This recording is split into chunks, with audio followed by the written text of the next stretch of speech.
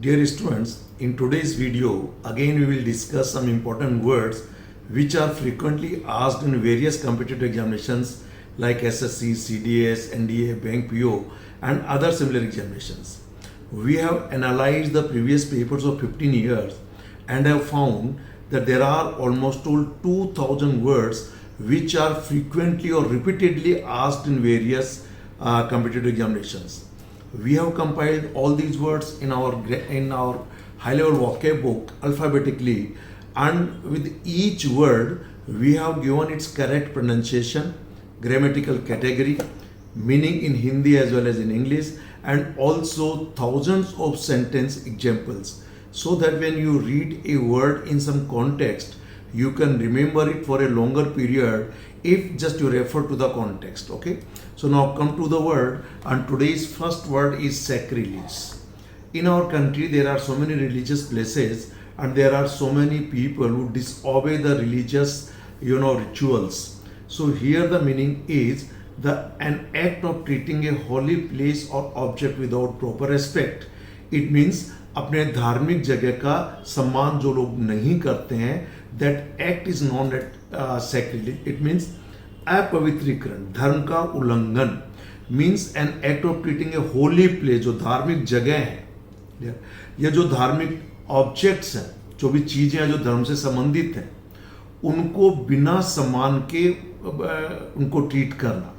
तो इसका मतलब सीधा सा है कि यहाँ पर व्यक्ति धर्म का उल्लंघन करता है. एसएससी में पिछले 15 साल में 2003 टू 2018 ये वर्ड 5 टाइम्स पूछा गया है.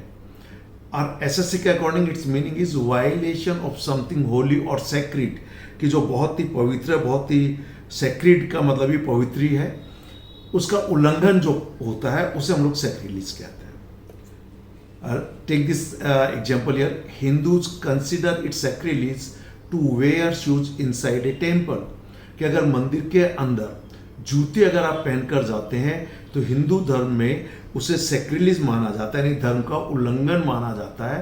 That's why you might have already seen that when people enter a religious place like temple और even other religious places also, so people अपने जूते बाहर खोल के जाते हैं, हमने देखा होगा. क्लियर? तो वही है. Next sentence is it is sacrilege to speak against any religion, कि किसी भी धर्म के खिलाफ बोलना एक तरीके से उस धर्म का उल्लंघन करना है. That's why it's a humble request to all of you, we should never speak ill of any religion. All religions are equal and they teach something good and they are for the welfare of the human beings. Okay, so this is sacrilege. Look at the spelling, read the spelling 2-3 times, look at its pronunciation and its noun. So when you learn a word, learn all aspects of that particular word. Next is adolescent. Clear? Adolescent means जो 15, 16, 18 साल के जो बच्चे होते हैं, जो युवा हैं, जो न तो बच्चे हैं और न एकदम से वो जवान हुए हैं, तो ऐसे लोगों के जो कहना चाहिए 13, 14, 15, 16 साल की जो एज ग्रुप है, that particular period is known as adolescent. And look at its pronunciation. Most of the people as per the spelling pronounce is adolescent because they treat this O as O, whereas it is pronounced as a. Okay, so it is not adolescent, it's adolescent. It's adjective basically. Clear? And sometimes it is also used as noun. Meaning means a young person or the state of young age between childhood. This is childhood basically. It's a spelling error. This is childhood and adulthood. यानी 18 साल जो एक युवा अवस्था मानी जाती है उससे नीचे, और जो 10-12 साल के बच्चे माने जाते हैं उससे ज़्यादा.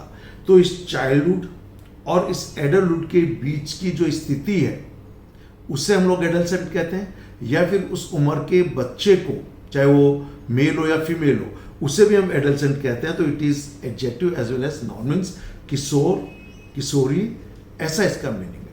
Look at the sentence. The parents should understand the adolescent problems. Now look here, because at the age of 14, 15, 16 एक उस बच्चे के शरीर में और मानसिक तौर पे काफ़ी चेंजेज होते हैं. तो पेरेंट्स को उस एडल्सेंट जो प्रॉब्लम्स है जो दुनियादारी को समझने की उसकी क्षमता है, उसको पेरेंट्स को समझना चाहिए। Next is, it is important that an adolescent girl और boy should have someone in whom she or he can confide।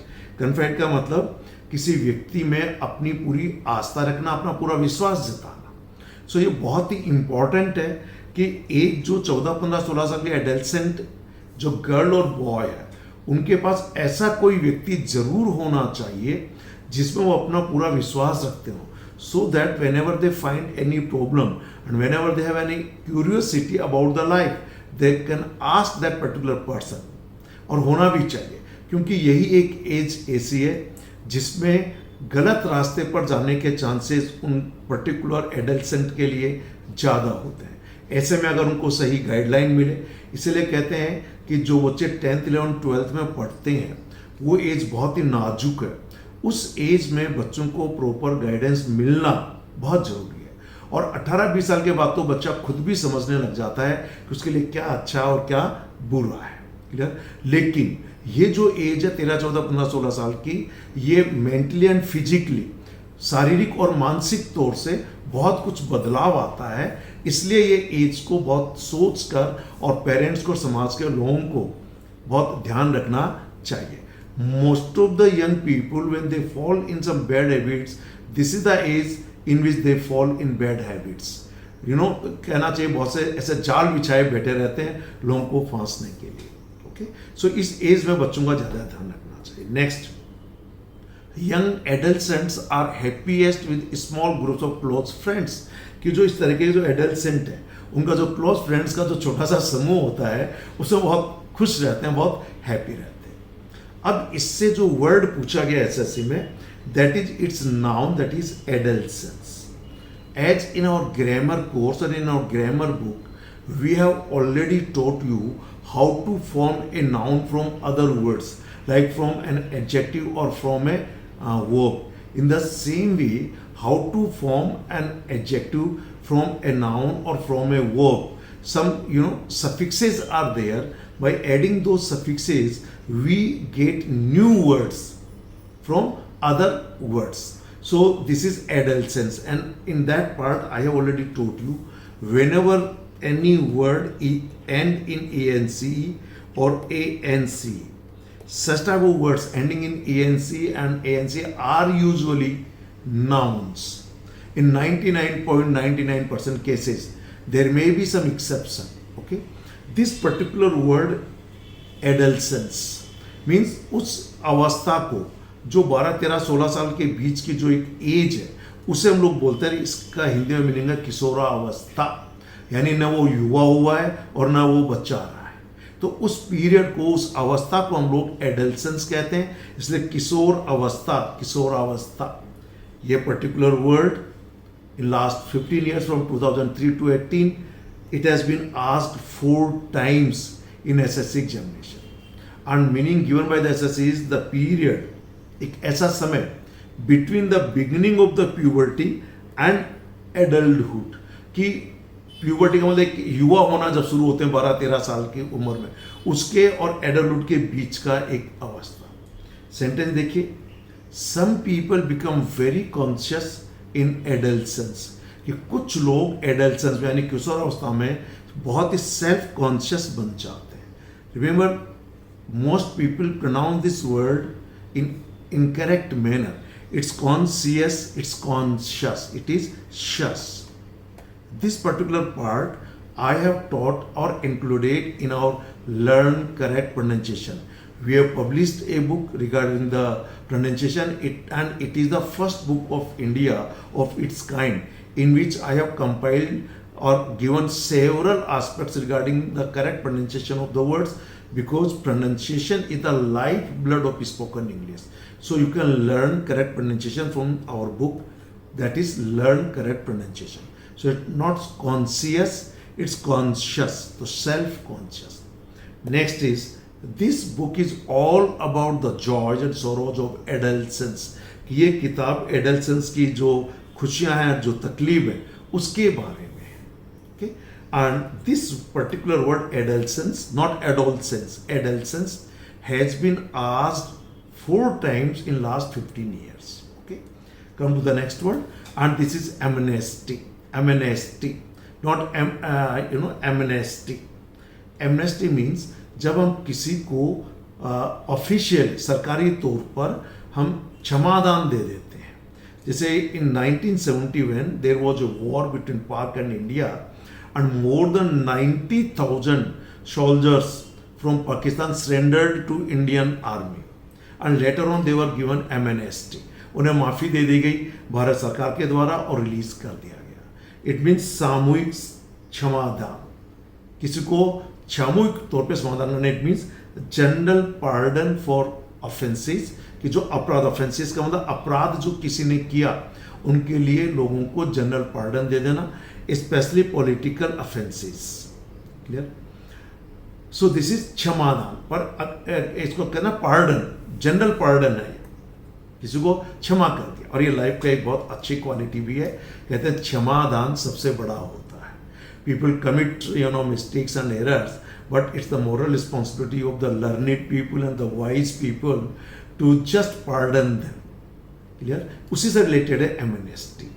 SSC में ये 15 साल में 4 बार पूछा गया है, and it's meaning was an official pardon, कि आधिकारिक तौर पर क्षमादान, या the formal act of liberating someone, किसी को लिबरेट कर देना, आजाद कर देना. जो भी उनका दोस्त था, जो भी उन पर आरोप थे, जो भी उनके अपराध थे, उनसे उसको लिबरेट कर देना.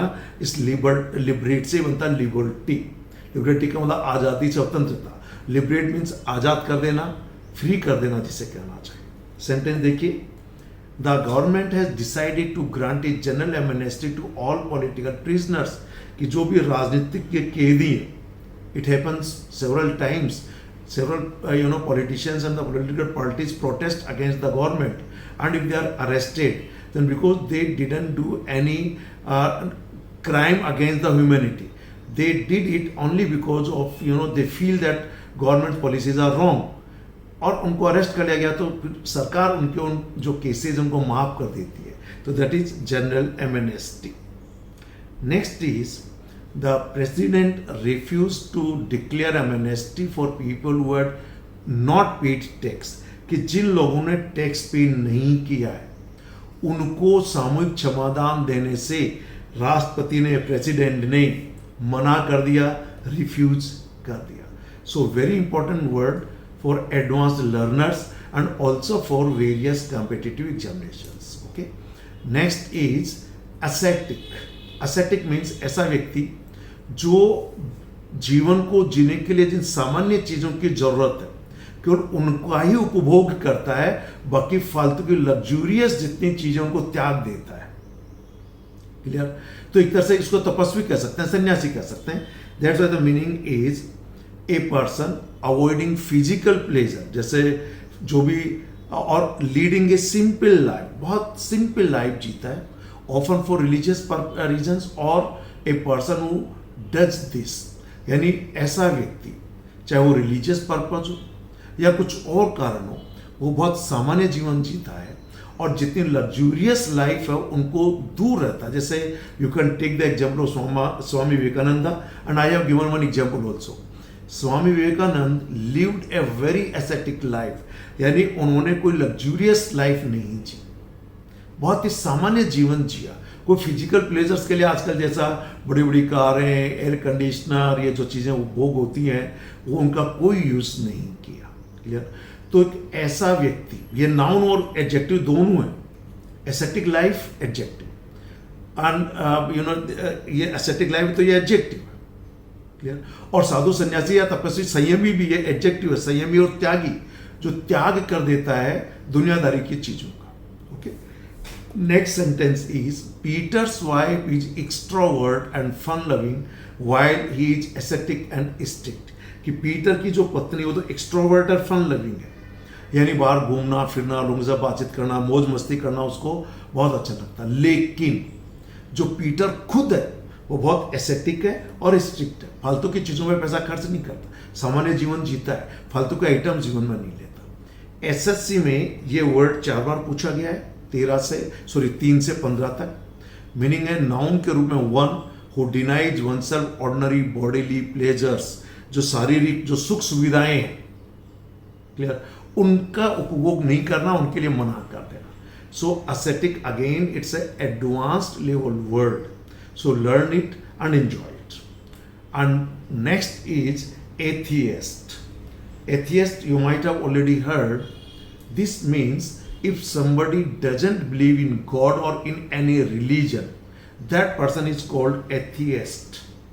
Clear? यानी नास्तिक, जो कभी किसी धर्म और भगवान में विश्वास नहीं करता, वह व्यक्ति क्या होता है? एथियस्ट होता है. There are so many people, you can relate it to those who are really atheist. It means a person who believes that there is no existence of God. यानी एक व्यक्ति जो ये मानता है कि भगवान दुनिया में है ही नहीं, और भगवान नहीं है तो धर्म भी नहीं है, भगवान है तो धर्म भी नहीं है. इट मीन्स एसएससी में भी ये शब्द 4 बार पूछा गया, 3 से 18 तक. मीनिंग दिया था ए person who denies not to believe in God. This is does not. This is typing error.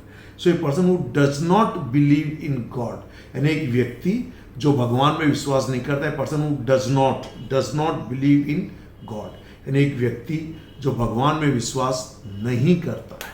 Clear? तो ये शब्द थे, a few advanced level words. These words are highly useful for all competitive examinations and also useful for the advanced learner.